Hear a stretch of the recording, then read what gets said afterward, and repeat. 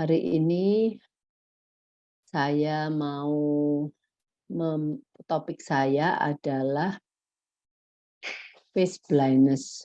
Ya, mungkin ada banyak yang mungkin itu istilah kerennya lah. Sebenarnya face blindness ini kalau nanti saya terangkan nggak sekeren-keren amat seperti judulnya ya. Oke, yang mau kita bicarakan adalah face blindness. Sebenarnya apa sih face blindness ini? Eee, Face blindness ini ditemukan di anak-anak, special need, khususnya autis itu kira-kira 36%. Jadi nggak setiap anak yang punya, eee anak-anak special need autism itu harus punya problem ini, ya. Tetapi banyak yang saya tahu, karena anak saya sendiri pun saya mengalami sangat sulit sekali untuk mengajar anak saya untuk mengenal orang. Nah, zaman saya dulu, anak saya itu bisa memanggil saya mama, papa, papa, mama, dia tuh kayaknya not sure gitu loh, saya ini mamanya atau papanya. Jadi yang face blindness ini berkenaan dengan, eee pengenalan, identifikasi orang, dia tuh susah. Mungkin ada nggak, eee, orang tua di sini yang anaknya juga punya problem seperti itu. Jadi, dia mungkin, ah, eee, seperti anak saya, itu sangat sulit sekali mengajar dia untuk membedakan papa dan mamanya, ya. Apalagi orang-orang yang nggak sering dia kenal. Jadi, waktu itu saya mengajarkan gender, laki-laki perempuan itu juga sangat susah. Nah, mengajarkan emosi juga susah. Nah, itu yang berkaitan dengan face blindness, karena semua yang saya katakan itu ada hubungannya dengan wajah kita. Nah, wajah kita perempuan, laki-laki, laki-laki, perempuan. Nah, dia tuh kita sekarang ya juga susah ya, karena laki-laki mirip perempuan, perempuan mirip laki-laki. Dari mana? Kalau dari zaman dulu mungkin dari, cara kita berpakaian, potongan rambut kita tahulah itu perempuan atau laki-laki. Tetapi sekarang tambah susah lagi karena setiap perempuan atau laki-laki boleh nggak harus dengan, eee, apa, kriteria perempuan. Saya pun perempuan bisa potong model laki-laki, saya pun boleh pakai baju model laki-laki. Jadi yang laki-laki pun sekarang juga ada banyak yang menenteng tas perempuan. Nah, itu yang mungkin akan lebih membuat mereka susah untuk mengenal kita. Oke, eee, teruskan. Apa sih face blindness ini? Ini adalah gangguan otak yang ditandai dengan ketidakmampuan untuk mengenali atau membedakan wajah orang. Jadi, dia ini bukannya dia bisa melihat orang, tetapi dia kalau mungkin ini namanya ini Bu A, atau namanya temannya Kevin, terus ada lagi yang namanya Andi. Nah, bagi dia untuk membedakan Andi dari Kevin itu susah. Nah, itu biasanya dialami, eee, oleh orang tua yang mengajarkan anaknya untuk identifikasi orang-orang sekitarnya, ya. Jadi, dia juga sulit untuk membedakan wajah orang asing atau orang yang baru dikenal. Nah, memang ya salah satunya kemampuan untuk membedakan wajah orang itu adalah, eee dia harus tahu ciri-ciri wajah orang itu, ya. Nah, kita itu dulu juga nggak nggak perlu diajar ya, untuk bagaimana caranya, oh ini Ibu A, itu Bapak C, itu kita nggak usah diajar ya. Yang, kita tahu aja, oh yang itu ibu A, yang sana bapak C gitu ya. Eee, dan yang ketiga, itu pun terjadi untuk mereka untuk orang-orang yang sudah dikenal dia juga punya kesulitan. Jadi ini ada yang, dia orang asing yang sulit, ada orang yang sudah dikenal pun dia nggak bisa membedakan. Jadi seperti, eee, dia membedakan mama dari papanya. Nah, terus yang paling parah, dia nggak tahu itu wajah mereka sendiri. Kalau fotonya dia juga nggak tahu itu siapa. Eee ini problem ini nggak cuman di anak-anak spektrum autistik, tetapi juga terjadi di orang-orang yang setelah mereka mengalami stroke. Nah, itu mereka juga bisa kehilangan kemampuan untuk mengenali wajah. Oke, saya pengen, responnya dari orang tua, mungkin ada yang, anaknya seperti itu gitu ya. Oke, yang saya lanjutkan, dia mengalami kesulitan mengenal wajah orang asing, wajah keluarga dan teman. Pokoknya urusannya sama wajah, itu pasti dia bingung. Kadang kalau taunya bingung enggaknya, dia akan menjawab nggak pasti gitu ya. Sebentar, si A atau si B? Si B. Si B atau si A? Si A. Jadi kelihatan dia not sure, nggak pasti mengenai orang ini siapa. Terus, dia juga mengalami kesulitan untuk mengidentifikasikan persamaan dan perbedaan antara fitur wajah orang.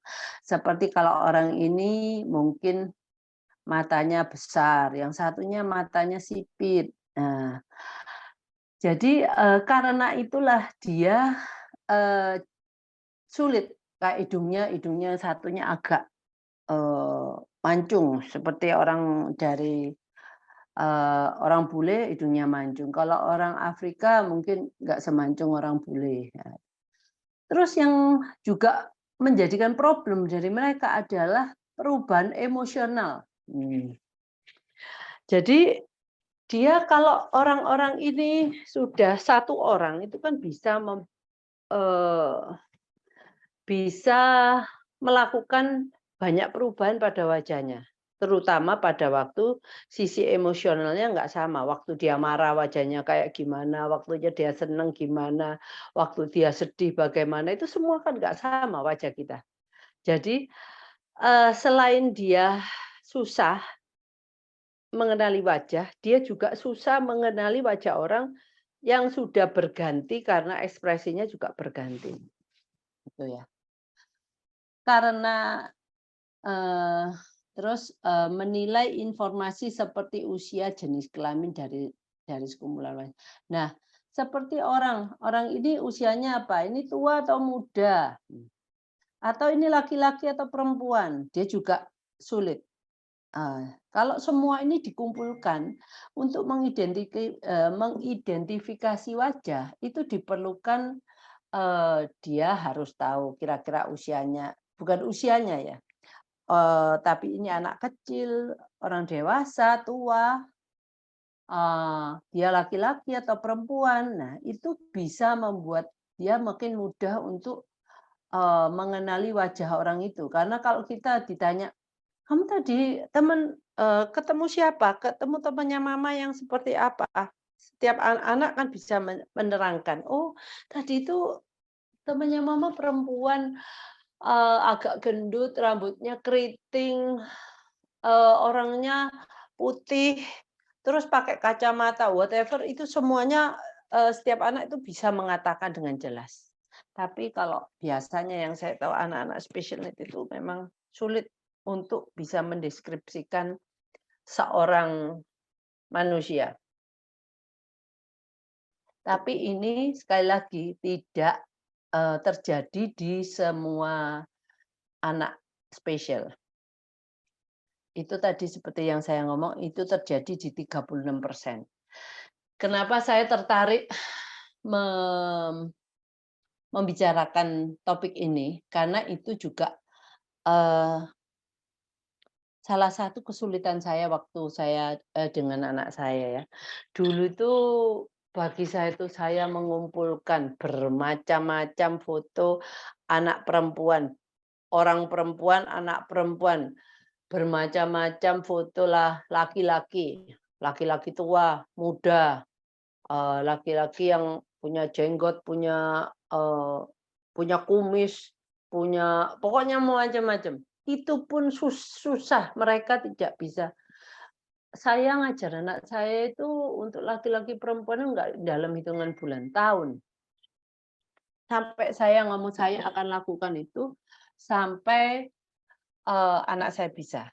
Itu keteguhan hati saya. Saya nggak mungkin gimana caranya kalau anak saya nggak ngerti laki-laki perempuan. Nah nanti, mungkin Bapak kita akan lihat dampak dari face blindness ini apa. Oh ya, face blindness itu juga biasanya orang ngomongnya, ada sebutan lain yang susah untuk dieja, prosopagnosia. Ya menurut saya sih susah itu ya. Jadi, kalau ini di Indonesia kan saya juga lucu, jadi kebutaan wajah, yang menurut saya lebih aneh lagi untuk kita ngomongkan. Nah, anak-anak spesial atau orang-orang yang mengalami face blindness itu, dia bisa melihat, ya, memiliki ketajaman visual yang normal. Jadi dia bisa melihat semuanya, bisa melihat warna, bukan bukan orang yang buta buta warna ya. Nah, dia juga bisa mengidentifikasi pola. Nah, melihat dari sisi 3D, jadi ada kedalamannya. Kalau 2 dimensi kan cuma, panjang kali lebar ya. Nah, ini dia bisa 3D juga. Nah, memiliki memori atau pemahaman dan kecerdasan normal. Loh, jadi orang-orang ini, penglihatannya normal, kecerdasannya normal, memorinya normal, pemahamannya normal, itu bisa mengalami face blindness. Tetapi untuk anak-anak spesial, kadang-kadang kan selain face blindness ada juga, sisi-sisi lainnya yang dia, problem ya, juga problem, mungkin juga pemahamannya dia nggak tahu karena kemampuannya dia untuk berkomunikasi juga problem. Nah, untuk kecerdasannya itu kan kalau kita mau ngomong kecerdasan, eee, kita sulit kalau mau ngeteskan anak kita tes IQ. Karena tes IQ biasanya based on, language ya, kemampuan berbahasa yang cukup. Karena di sana ada tanya jawab, yang dibaca atau kadang-kadang harus dilihat, merupakan pola gambar. Nah, jadi itu semua yang membuat mereka itu biasanya jeblok anunya, apa, tes IQ-nya jeblok. Tetapi bisa juga karena jebloknya karena dia ada halangan komunikasi itu. Jadi, ya itu sekali lagi bukan, eee, kita nggak tahu pasti untuk kecerdasannya normal atau nggak normal, karena kadang-kadang kita itu, terkejut bahwa tiba-tiba anak ini bisa melakukan sesuatu yang kita nggak bisa lakukan. Seperti yang kalau, biasa yang saya tahu, itu anak-anak ini bisa menghitung hari, tahun berapapun, kapanpun, dan dia tahu itu hari apa, tanggal tersebut hari apa. Nah, kita sebagai manusia yang katanya mempunyai kecerdasan normal, itu kita nggak bisa. Nah, jadi kalau mau ngomong kecerdasan normal, saya juga bingung. Kadang-kadang karena itu tesnya itu nggak bisa dalam bentuk, ada juga tes sebenarnya, tes IQ yang not based on language. Jadi lebih banyak gambar-gambar gitu ya, di mana dia persepsinya terhadap gambar-gambar tersebut itu yang kita nilai.